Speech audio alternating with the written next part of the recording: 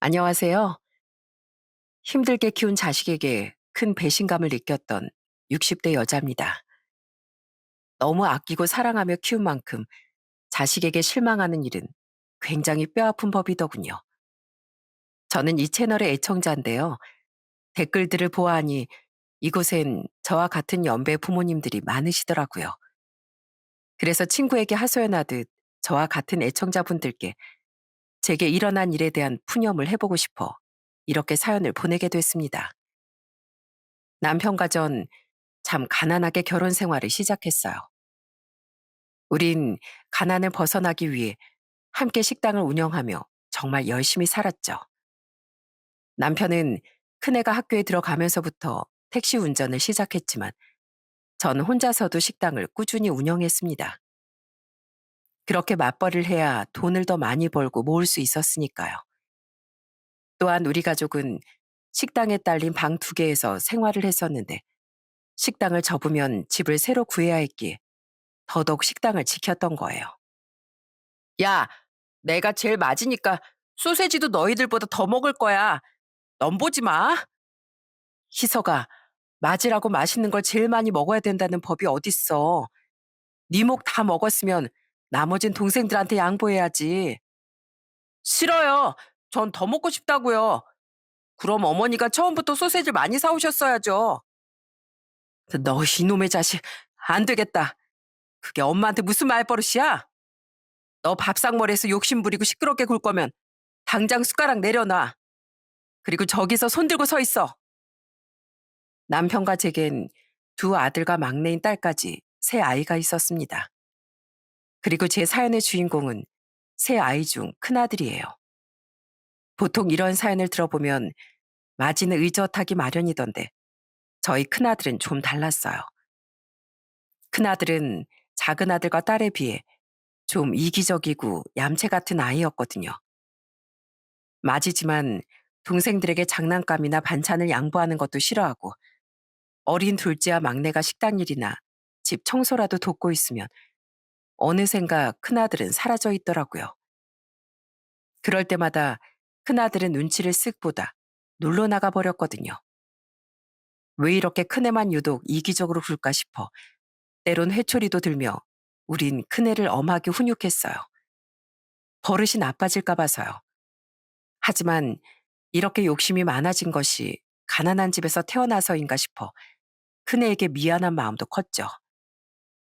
시간이 흘러 저희 부부는 열심히 돈을 아끼고 모은 덕에 큰아들이 15살 땐 드디어 자가를 사서 이사를 했습니다. 약간의 대출을 끼긴 했지만 당시만 해도 지금처럼 서울 집값이 폭등했을 때가 아니었기에 우린 내 집 마련의 꿈을 이룰 수 있었던 거예요. 이젠 집도 생겼고 사정도 전처럼 힘들지 않으니 그쯤부터 우린 아이들에게 전보다 많은 걸 해줄 수 있었어요. 그리고 가장 감동이었던 건 서서히 사춘기가 지난 큰아들이 철이 들기 시작했다는 겁니다. 어머, 우리 희석이 엄마가 부탁도 안 했는데 저녁 먹은 거 설거지하고 있는 거야?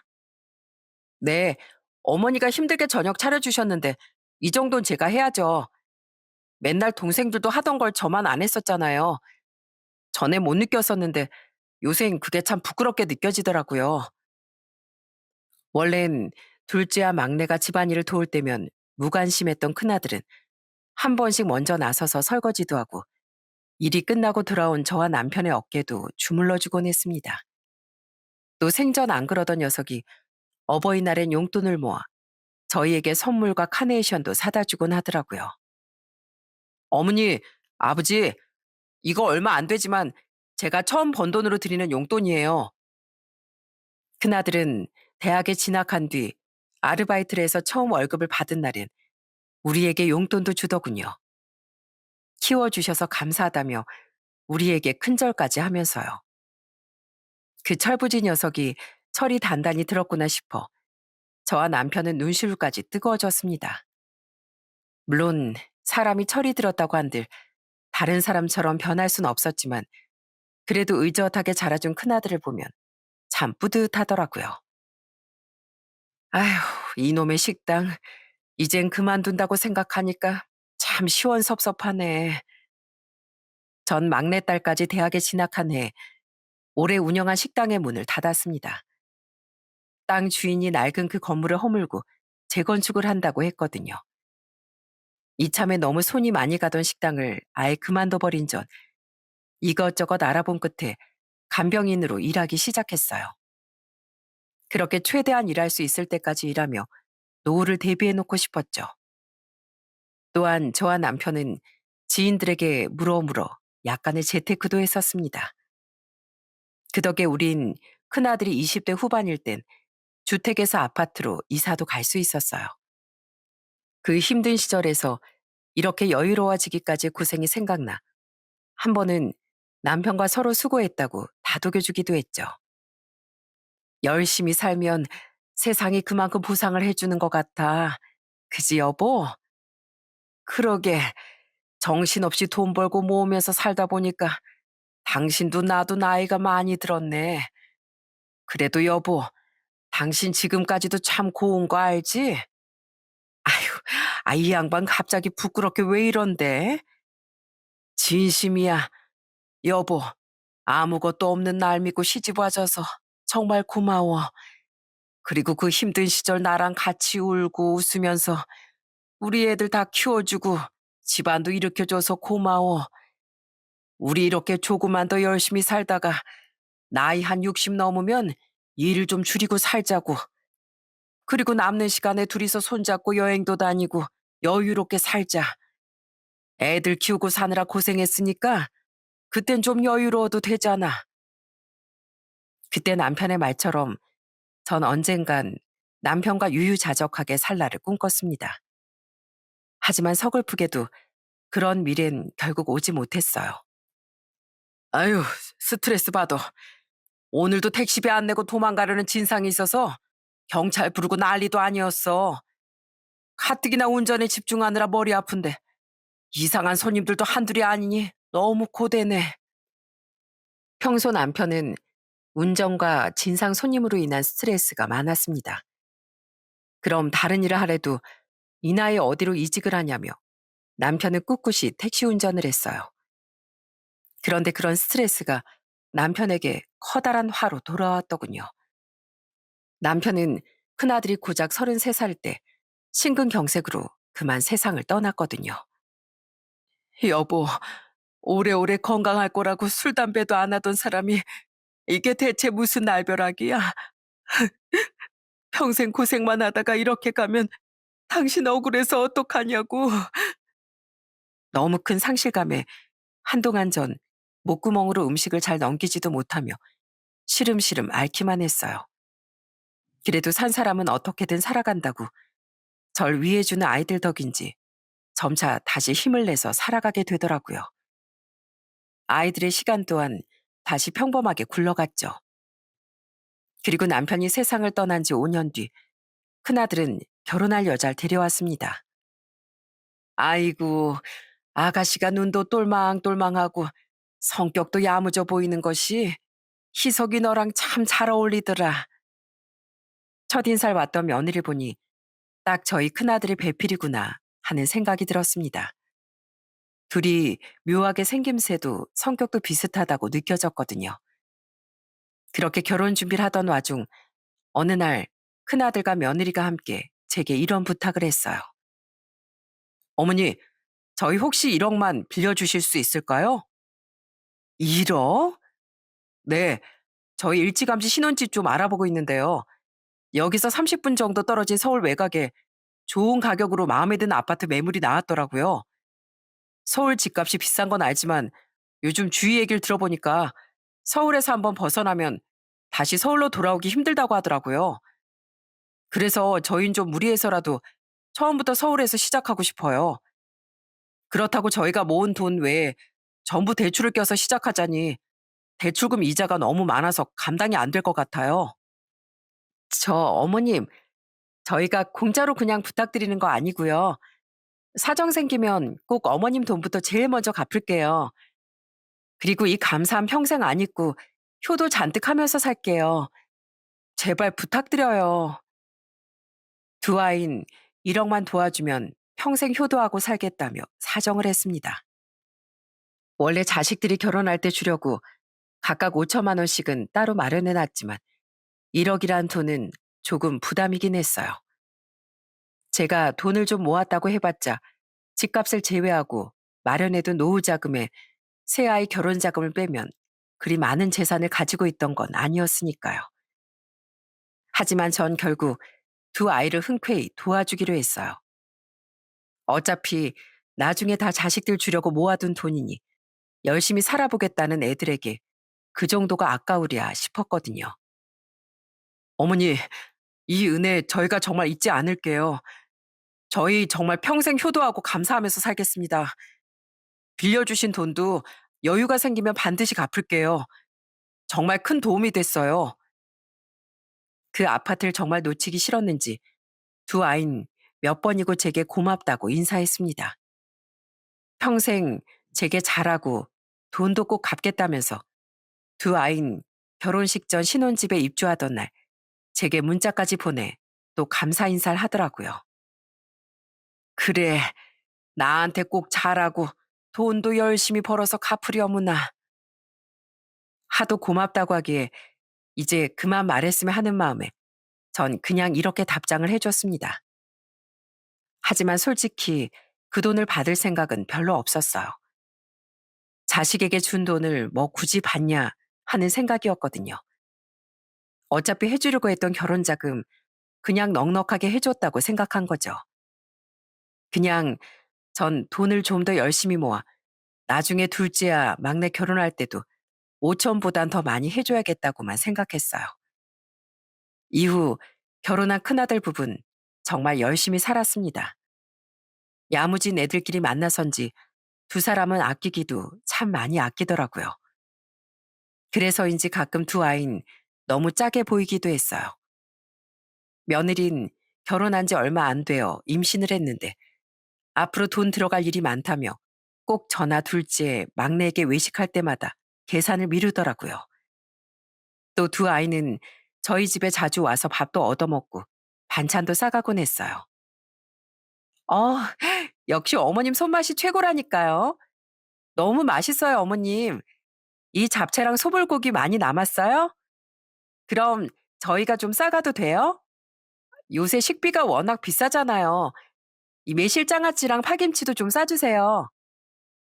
어머니, 저희 밥 얻어먹으러 왔어요. 집사람이 어머니 밥이 먹고 싶다고 노래 불러서요. 좋은 말로 포장하긴 했지만 결국 식비를 아끼기 위함이었죠.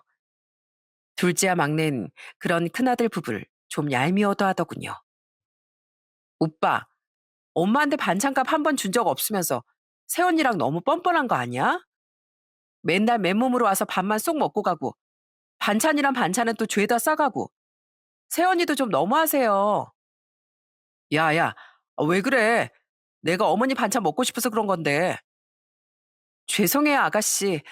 근데 아가씨도 도련님도 결혼하고 애 가져보시면 알아요. 정말 숨만 쉬어도 돈이 줄줄 샌다니까요. 두 분은 어머님과 같이 살면서 돈 들어갈 일도 별로 없으시잖아요.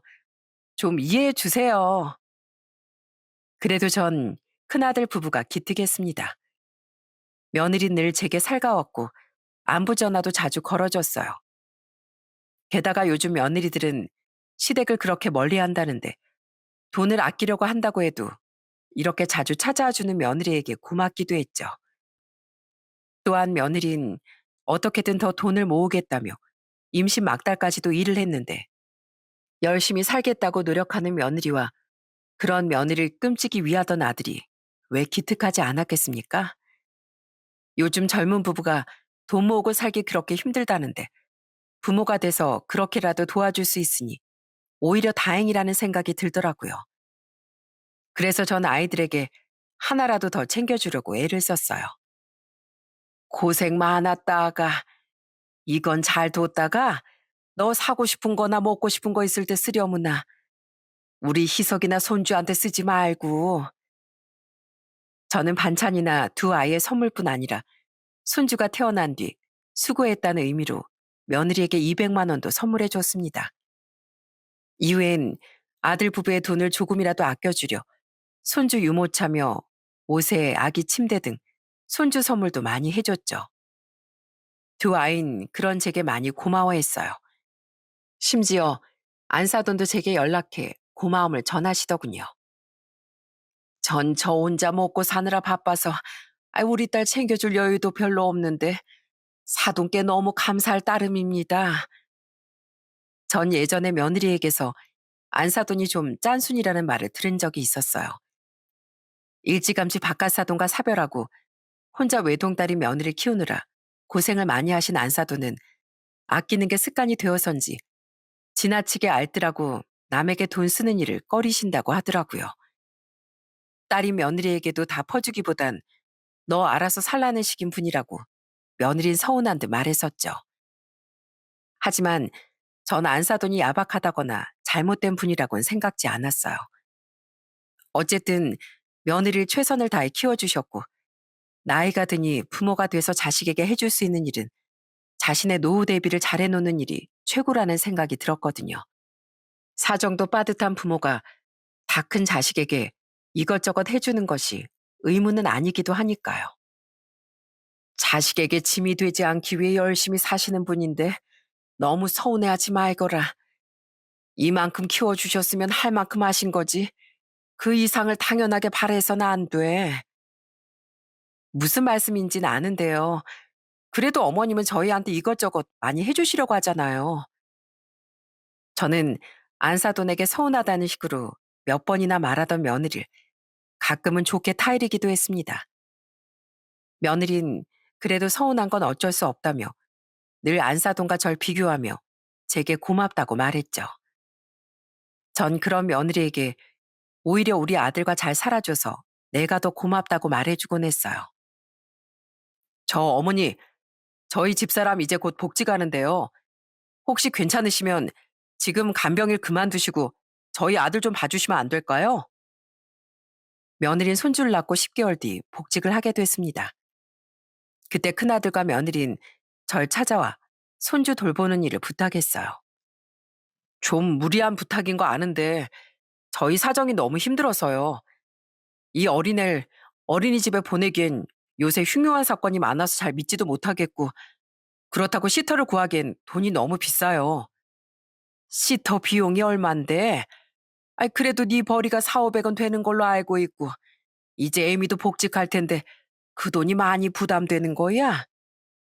시터 비용이 생각보다 비싸더라고요. 그리고요, 사실 저희가 사고를 좀 쳤거든요. 지인 말에 혹해서 저희가 집 대출 말고 또 대출을 좀 받아서 투자를 했었어요. 결혼한 지 얼마 안 돼서요.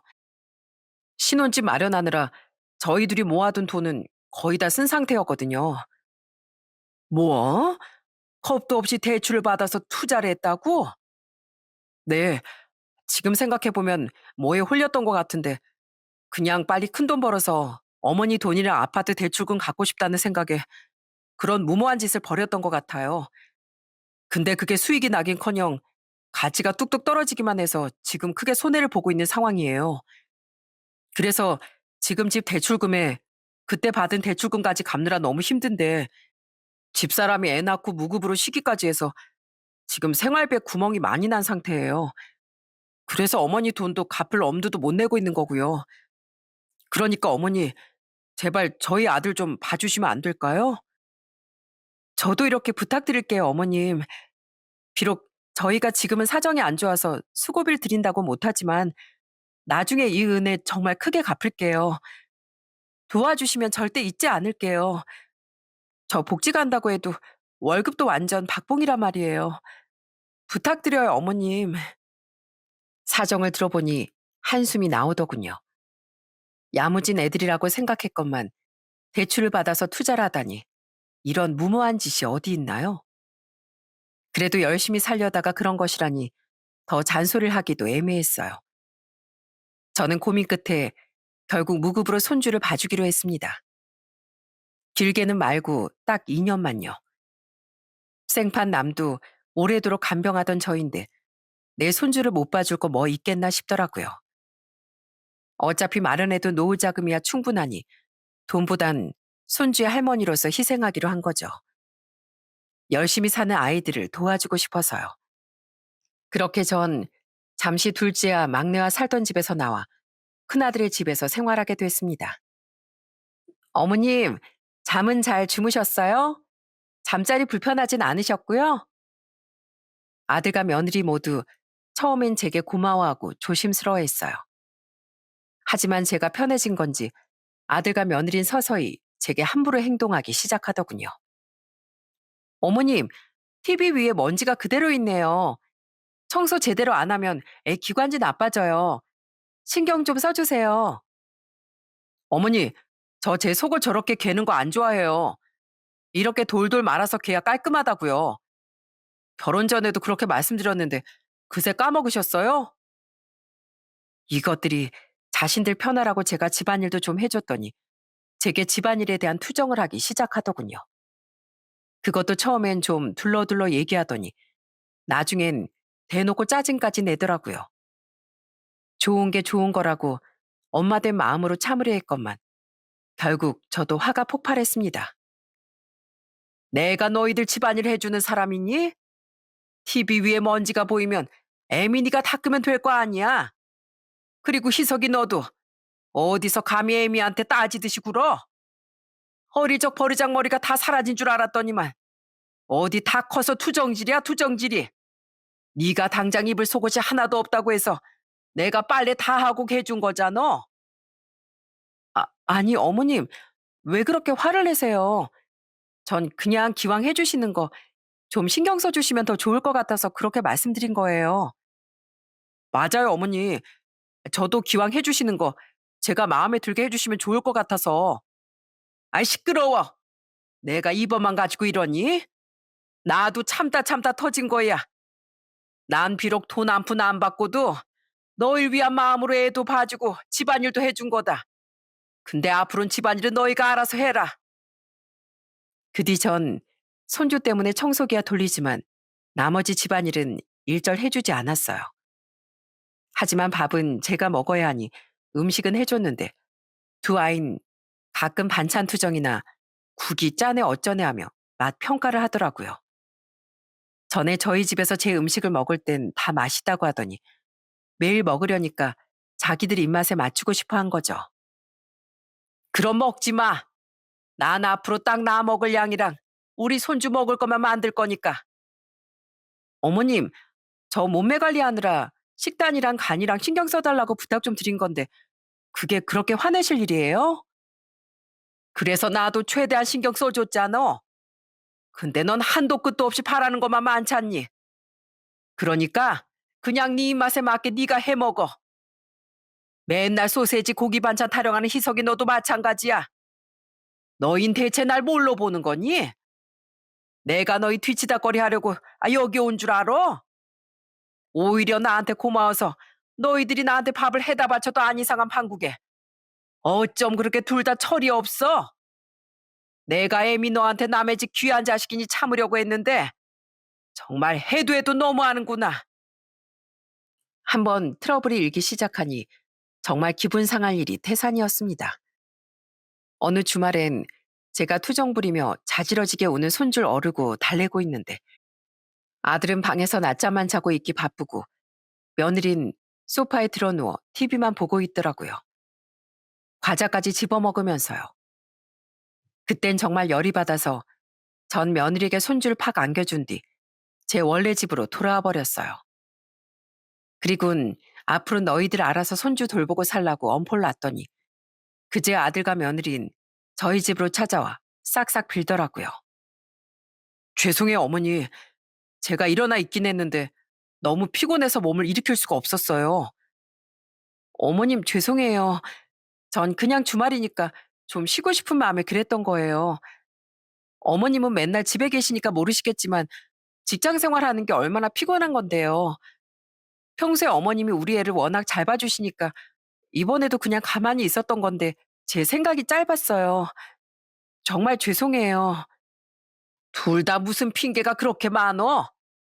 나도 평생을 일해서 일하는 게 얼마나 피곤한지 잘 안다.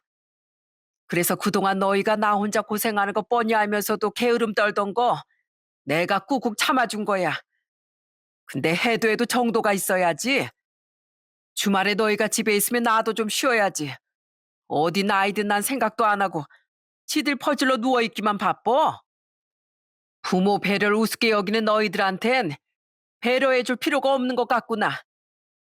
진짜 형 어머니한테 그러면 안 돼.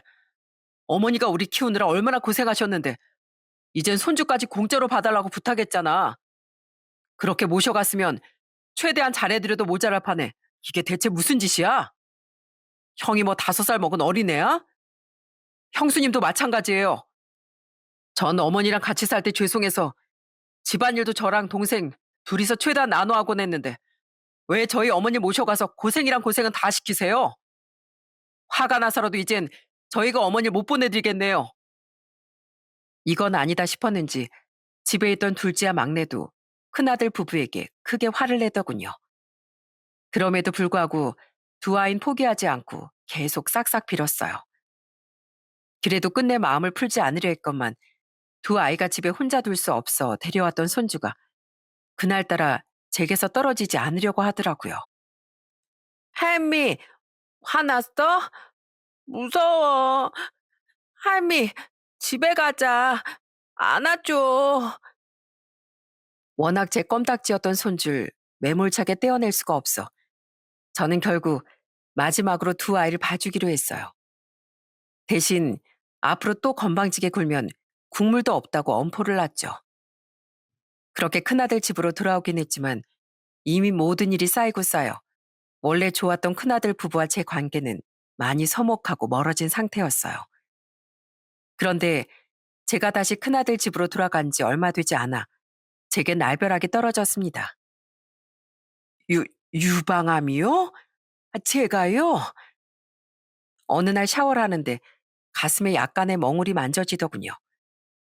괜히 불안한 마음에 병원에 가서 검사를 받은 전 유방암이라는 청천벽력 같은 판정을 받고 말았어요. 그래도 다행히 아직 일기인 상태라 수술받고 잘 치료하면 완치 가능성이 높다며 의사 선생님이 안심을 시켜주시더라고요. 아직 전이도 안 된 일기면 멍울이 잡히지 않는 경우도 많은데 환자분처럼 멍울로 인해 일찍 발견된 경우는 정말 운이 좋은 케이스입니다. 천운이라고 생각하시고 얼른 수술 날짜 잡으시죠. 요새 유방암은 암도 아니라는 말이 있다던데 그래도 암은 암이니까 빨리 치료하시는 게 좋습니다. 저는 암을 치료하고자 큰아들의 집을 완전히 나오게 됐습니다. 이후 곧장 수술을 받은 뒤 이틀 정도 입원한 뒤 집으로 돌아와 휴식을 취했죠. 그리고 아픈 절 대신에 손주는 안사돈이 큰아들의 집에 들어가 봐주기 시작하셨어요. 원래 식당 주방에서 일하던 안사돈께서 애들의 부탁을 받고 일을 그만두신 겁니다. 돈에 인색한 분이 공짜로 애 봐줄 생각을 용케 하셨네 싶었지만 그걸 굳이 겉으로 내색하지 않았죠. 전 둘째와 막내 보살핌으로 휴식을 잘 취하고 이후 4주간 받은 방사선 치료도 무사히 끝냈습니다. 그 2달가량 동안 큰아들 내외는 일하느라 바쁘다며 제 수술날을 포함해 문병을 딱 3번만 오더군요. 엄마가 그 집에서 나올 때만 해도 자기들이 괜히 애를 부탁해서 엄마가 병나게 됐다, 죄송하다 어쨌다 하더니 다 말뿐이었네.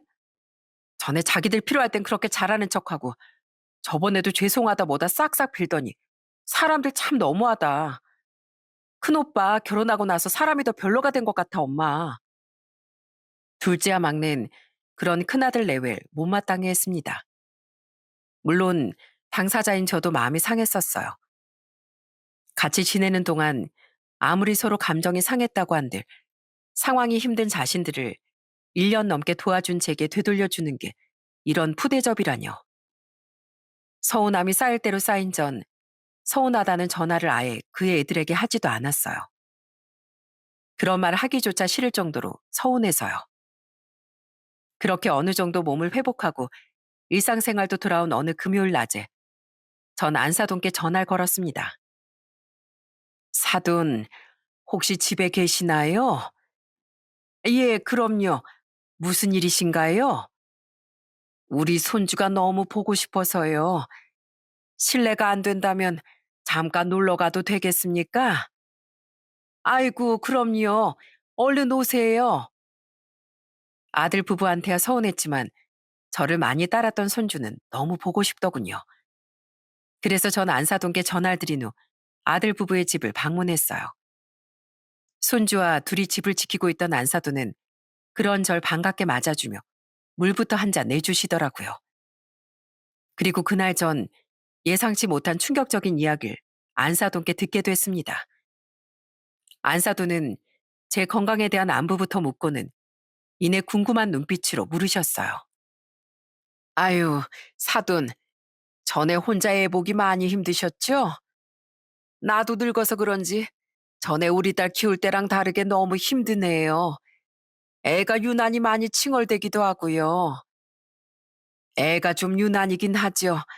고생이 많으세요, 사돈. 에휴, 요샌 하도 젊은 사람들이 맞벌이 아니면 먹고 살기 힘들어서 황혼 육아가 유행이라더니 그걸 내가 하게 될 줄은 몰랐습니다. 그건 그렇고 사돈도 손주 봐주면서 애들한테 돈 받으셨었죠? 예? 안사돈은 제게 갑자기 손주 봐주는 비용에 대해 물으신 겁니다.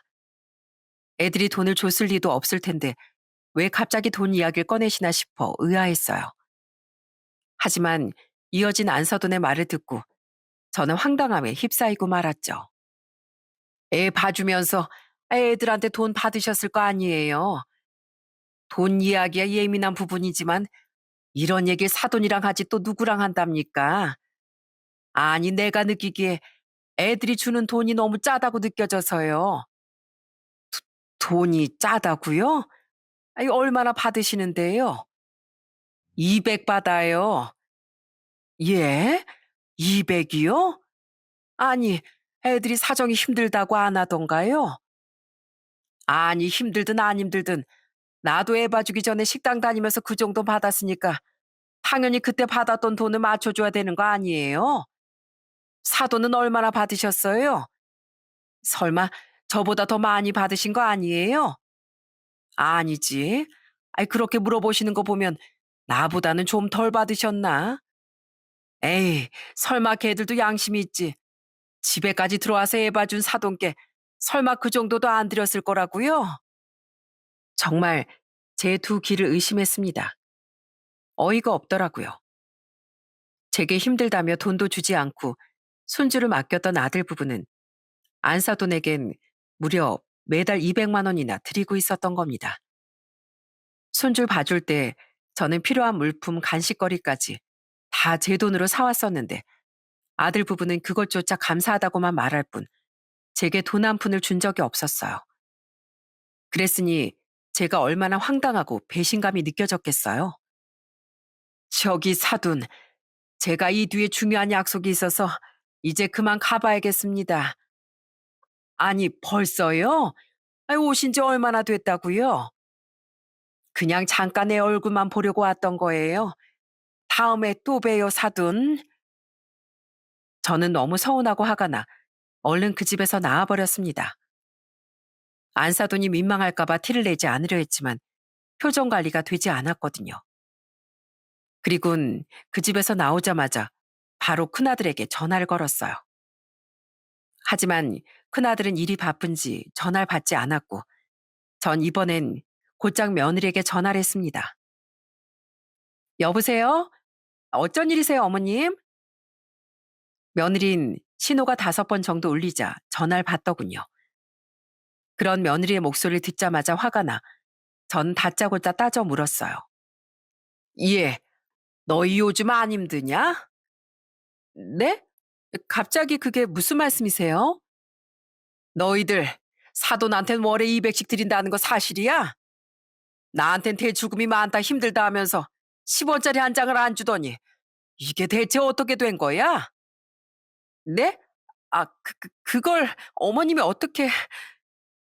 며느린 당혹감을 숨기지 못하더라고요. 아마 안사돈이 제게 그걸 말할 거라곤 생각지도 못한 것 같더군요. 너희들 여태 힘들다고 나한테 거짓말한 거니? 난 너희가 힘들다고 해서 내 돈까지 써가면서 도와줬는데 그동안 너희들이 버르장머리 어깨 굴어도 그래도 난 자식이 널 도우려고 참고 또 참았다. 심지어 난 손주 봐주느라 그 고생을 하다 암까지 걸렸어. 근데 그런 나한테 줄 돈이 없고 안 써도 나한테 드릴 돈이 있었니? 너희들 지금 나를 얼마나 우습게 본 거야? 저는 크나큰 배신감에 소리를 빽 질렀습니다. 그런데 그때 목소리를 싹 바꾸며 며느리가 뭐라는 줄 아세요? 전 정말 열이 받아 뒤로 나자빠질 뻔했습니다. 네, 솔직히 저희 형편 그렇게 어렵지 않았어요. 그래서 뭐요? 그렇게 분하면 소송이라도 거세요.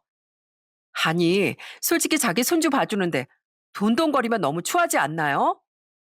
저희 엄마야 어머니만큼 노후 준비도 안 되신 분이니 그렇다 치지만 어머님은 돈도 있을 만큼 있으신 분이 좀 그렇네요. 너 지금 뭐라고 했냐? 어? 뭐라고 했냐고? 아니, 그러면 어머님도 처음부터 돈을 달라고 하시던가요? 저희 엄만 돈 안 주면 절대 애 못 봐준다고 할 뿐이니까 애초에 우리가 200 드린다고 했던 거예요. 근데 솔직히 어머님은 그런 분 아니셨잖아요.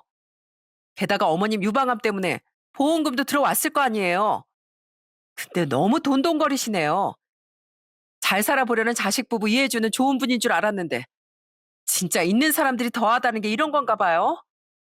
그리고 솔직히 저희도 어머님 때문에 피해봤어요. 뭐? 아, 니들이 뭘 피해봐? 어머님이 암 걸렸다고 갑자기 애 못 봐주게 되는 바람에 200이나 되는 돈 주고 저희 엄마를 부르게 된 거잖아요. 근데 그걸 미안해하시기는커녕 왜 어머님은 돈 안 줬냐고 따지시는 거 솔직히 저 좀 불쾌하네요. 야, 애미 너 이제 보니까 마음가짐이 아주 그릇됐구나. 사람이 배려를 해주면 감사한 줄 알아야 하는데 넌 그런 기본조차 못 갖춘 애였어. 이래서 호의가 계속되면 권리인 줄 안다는 말이 있구나. 근데 너 그거 아니? 고마움을 모르는 사람은 결국 받은 호의를 빚갚듯이 되돌려주게 된다는 거 말이다. 너 힘내 배를 쓰레기 집밥도 밟고 되돌려준 죄 아주 톡톡히 치르게 될 거야. 소송을 걸라고? 그래, 고맙다. 그렇게 네가 먼저 얘기해주니 내 마음 편하게 소송 거마. 조만간 날아오는 우편이나 잘 받아놔. 며느린 제 생각보다 훨씬 이기적이고 못된 애더라고요. 뭐 이런 애가 다 있나 싶었어요. 분통이 터진 전 홧김에 며느리의 말을 더 세게 받아치곤 전화를 끊어버렸죠. 그리고 얼마 지나지 않아 아들에게서도 다시 전화가 걸려왔는데 이미 며느리에게 이야기를 다 들은 건지 아들은 곤란한 목소리로 이러더군요. 어머니, 집사람한테 다 들었어요. 장모님께만 돈 드린 일로 마음 많이 상하셨다면서요. 에이, 그러지 말고 마음 푸세요. 어머니도 아시잖아요. 장모님은 워낙 돈돈거리는 분이라서 어쩔 수 없었다는 거예요. 저희도 하늘 수 없이 그 돈 다 드리고 있는 거지. 지금 등골이 휠 지경이에요. 서운함 좀 참아주시면 저희가 나중에 다 효도로 갚을게요. 넌 맨날 그렇게 말뿐이로구나. 말은 그렇게 하면서 정작 내가 손주 봐주고 살 땐 너 나한테 어떻게 했니? 그리고 암 걸린 이 엄마한테 몇 번이나 찾아와 봤어? 등골이 휘어? 아까 애미가 자기 입으로 그러던데 사실 니들 안 힘들다고. 그런데 어디서 또 거짓말이야? 너희들이 애미를 아주 우습게 봤지? 어디 두고 봐라. 그땐 너무 화가 나서 자초지종을 묻고 뭐고 아무것도 눈에 들어오지 않았습니다. 그날 제게 이야기를 모두 들은 둘째와 막내도 크게 분노하더라고요. 저는 그런 둘째와 막내의 도움을 받고 인터넷을 뒤져서 제가 진짜 아들 부부에게 소송을 건 것처럼 직접 소송장을 꾸며 작성하기 시작했어요. 내용은 대충 이러했죠. 고명심의 아들 창희석과 며느리 이주영은 본인 고명심에게 신혼집 구매에 필요한 1억을 빌림으로써 자식으로서 효도를 다하고 추후 1억을 꼭 갚겠다고 약속했습니다. 하지만 아들 장희석과 며느리 이주영은 본인 고명심에게 효도를 다하지도 돈을 갚지도 않아 이에 소송을 합니다. 저는 손주를 봐준 수고비가 아니라 아들 부부가 결혼할 때 빌려준 1억에 대한 소송장을 꾸며 썼던 겁니다. 아직 제겐 그 애들이 꼭 돈을 갚겠다고 보냈던 문자가 남아 있었거든요. 인터넷을 찾아보니 돈을 빌려주고 갚기로 한 정황을 증명할 수 있으면 이런 경우에도 소송이 가능하다고 하더라고요.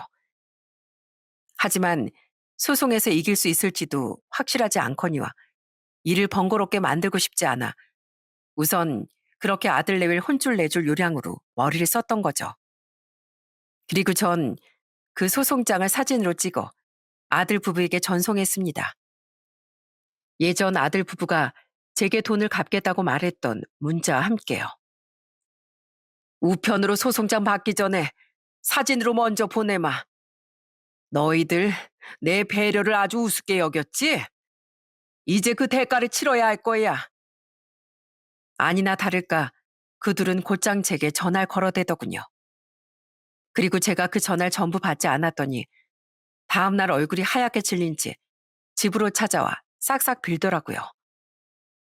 어머니, 갑자기 이러시는 법이 어디 있어요? 네? 저희가 잘못했어요. 갑자기 1억을 갚으라시면 그걸 어떻게 갚아요? 제발 한 번만 봐주세요.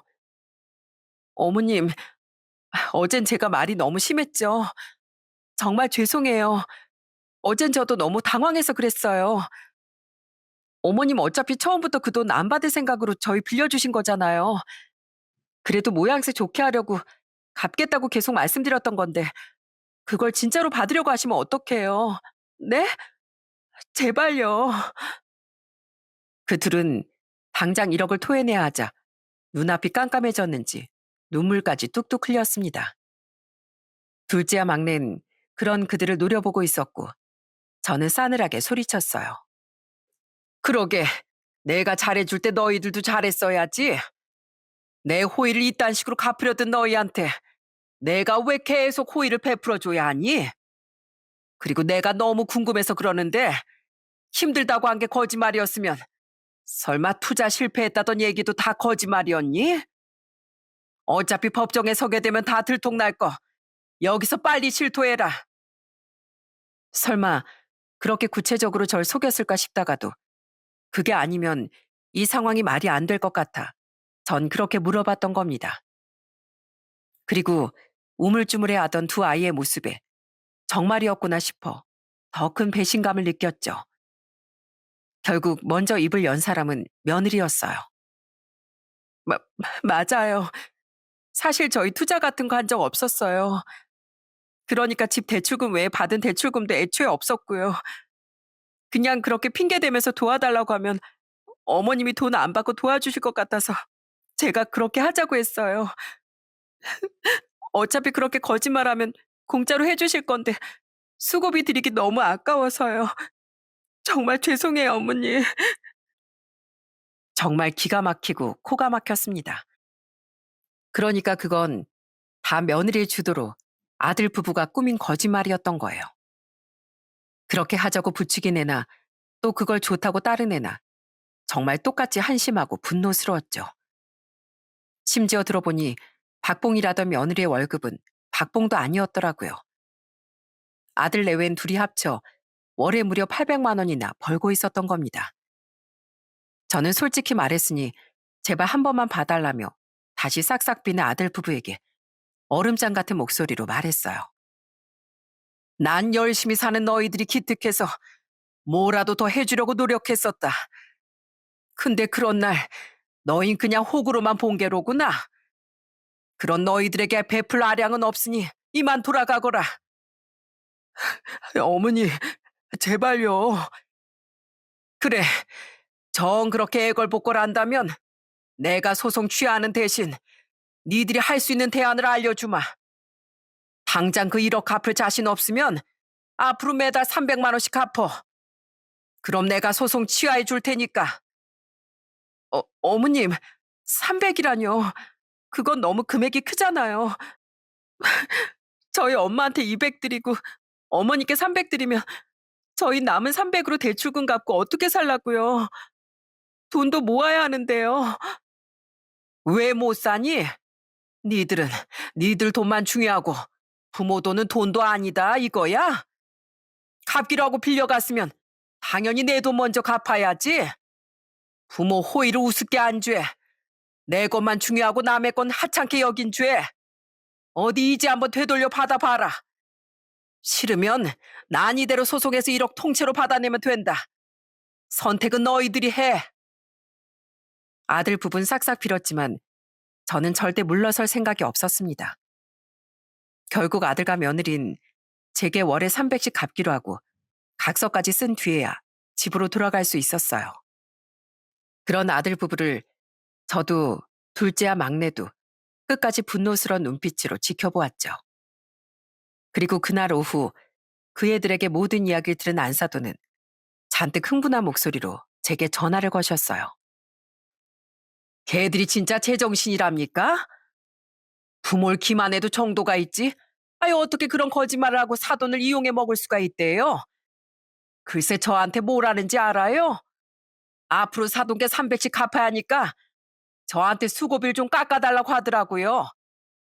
그래서 그럼 전 나갈 테니 베이비시터를 구하라고 했더니만 시터 비용이 훨씬 크다고 길길이 날뛰는 거 있죠?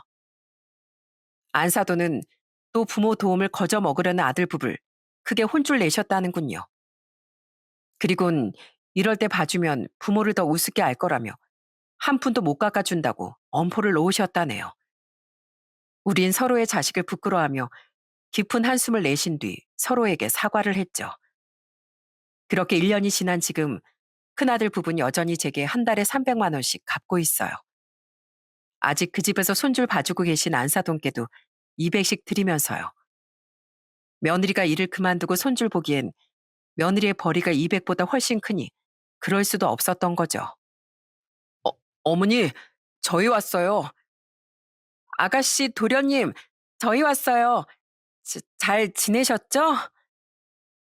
저는 그래도 자식이니 큰아들 부부가 명절이나 제 생일 때 오는 건 막지 않고 있습니다. 하지만 아직도 그 애들의 얼굴을 보면 차마 웃음이 지워지질 않더라고요. 둘째와 막내도 큰아들 부부에게 화가 난 상황이라 아들 부부는 저희 집에 올 때마다 눈치를 보는데 그럼에도 불구하고 계속 절 찾아오는 이유는 뻔했어요. 어머니, 저희 요즘 외식도 거의 못해요. 요즘 물가도 너무 오르고 생활도 빠듯해서요. 맞아요, 어머님. 솔직히 매달 300은 너무 부담스러워요. 그래서 말인데 한 50 정도로 깎아주시면 안 될까요? 대신 저희가 앞으로 진짜 더 효도하면서 살게요. 그 애들은 어떻게든 제 돈을 안 갚으려고 기를 쓰고 있는 거예요. 하지만 어림도 없는 소리였죠. 저는 그런 그 애들에게 따끔하게 말했습니다. 그렇게 살기 빠듯하면 그 집 팔고 비교적 저렴한 빌라난 전셋집으로 이사 가면 되지 않니? 가진 건 하나도 내놓기 싫어하면서 누릴 건 그렇게 다 누리고 살고 싶어? 어림도 없는 소리 하지 마라. 그리고 효도? 난 말만 번지르르하게 늘어놓는 니들 효도는 받고 싶지도 않으니까 효도 말고 돈이나 따박따박 잘 갚어. 그리고 제발 부탁인데 애를 생각해서라도 제발 철 좀 들어라. 어? 이기적인 것들아. 그럼 큰아들 부분 아무 말도 못하고 시무룩하게 입을 꾹 다물고 있다 돌아가곤 합니다. 전 이렇게 아들 부부에게 단호히 대처하고 있어요. 이렇게 해야만 아들과 며느리가 부모의 소중함과 무서움을 알게 된다는 게 참 씁쓸하게 느껴지곤 해요. 하지만 안타깝다 하더라도 이게 부모로서 자식을 위하는 최선의 방법인 것 같아요. 제발 큰아들 부부가 정신을 차려 앞으로 손주에겐 창피하지 않은 부모의 모습을 가져갔으면 좋겠어요. 아, 혹시나 제 걱정을 하실 시청자분들이 있을까봐 말씀드리자면 저는 지금 아주 건강하답니다. 건강을 무사히 회복한 전 지금 꾸준한 운동과 정기검진 그리고 호르몬 치료를 병행하며 잘 지내는 중이에요. 이렇게 병을 앓음으로써 갑작스럽게 인생의 휴식기로 접어든 게 참 아이러니하다고 생각되지만 그래도 기왕 조금 일찍 쉬게 된 거 앞으로 좋은 것만 보고 생각하며 살아가려고 합니다. 아직 혼자인 우리 둘째와 막내가 부디 좋은 사람을 만나 빨리 결혼하길 바라면서요. 부모의 희생을 당연히 여기는 사람에겐 언젠간 그 은혜가 돌아오지 않을 날이 오는 법이라더군요. 물론 부모에겐 자식을 끝까지 책임져야 할 의무가 있지만 그걸 당연시하고 감사하지 않게 여기는 순간 자식은 부모의 희생적인 마음을 잃는 거라고 생각해요.